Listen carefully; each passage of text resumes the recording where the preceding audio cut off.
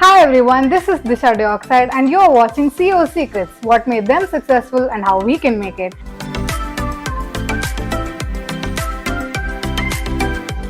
Today I am here with Pavan Ranga, who is the Director of NR Groups and CEO of Rangsons. Today we will talk about his journey and his experiences.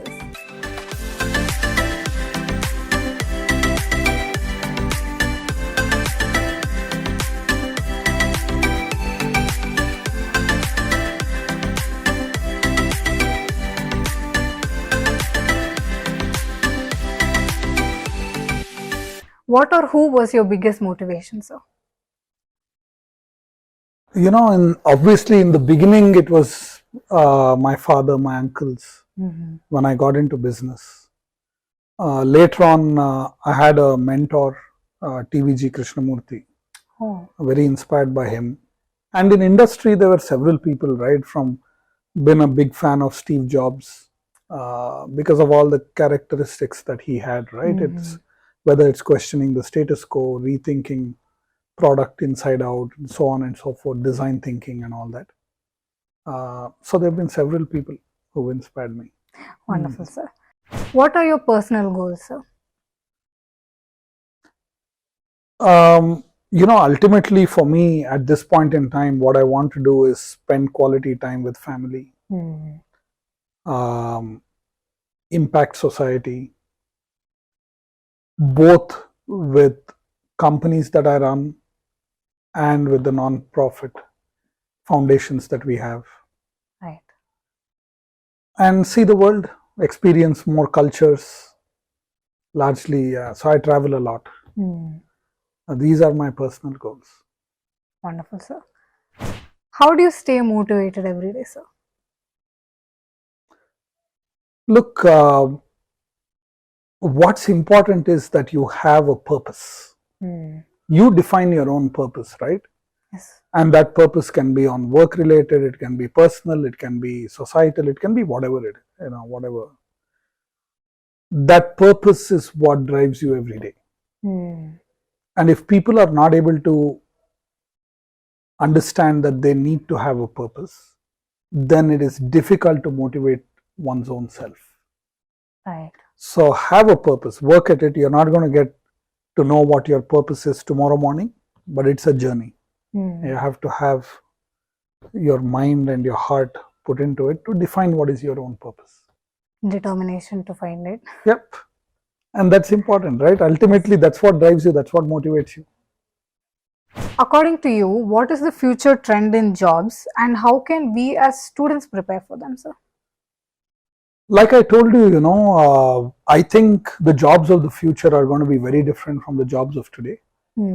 Because a lot of the clerical, repetitive work is going to get automated through software and hardware both.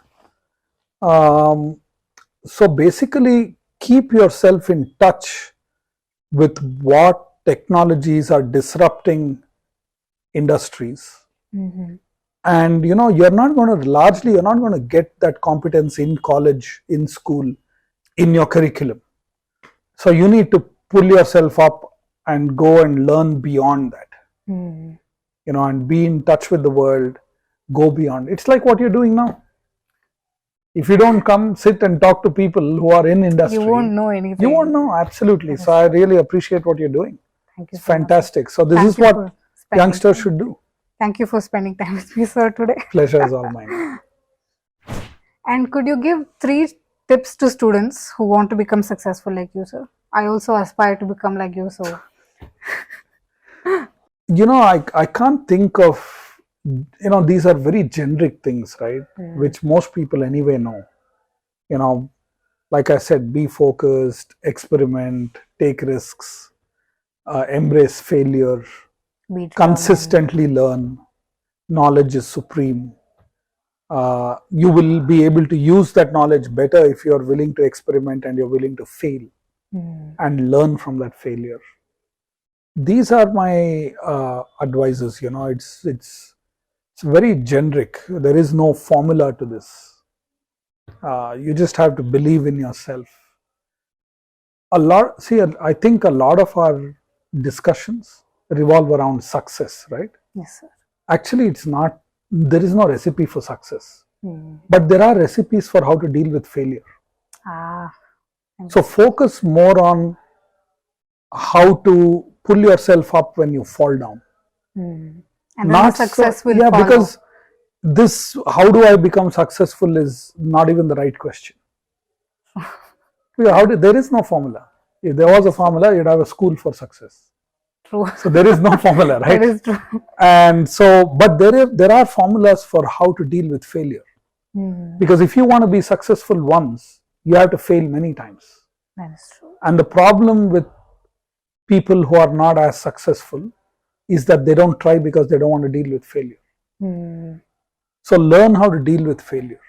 That is, I think, and the then key the to success success. will just follow. It once should. I mean, if you keep failing and learning, at some point you must get to some level of success. Right. According to you, how important do you think networking is, and how can students build their networks, sir, at this point in time? I personally think networking is overrated.